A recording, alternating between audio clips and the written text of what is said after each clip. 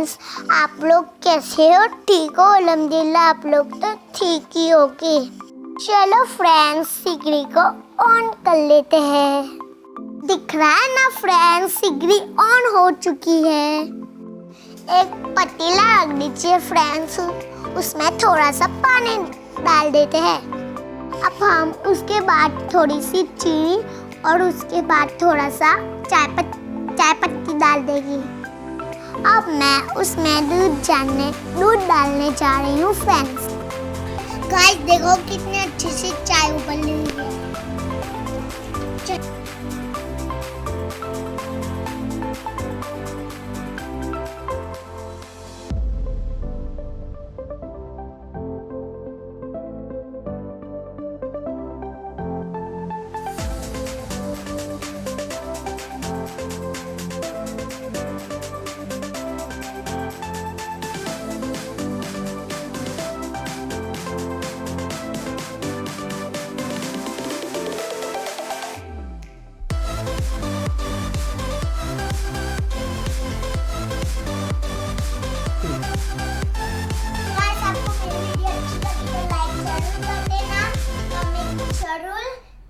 और सब्सक्राइब कर देना।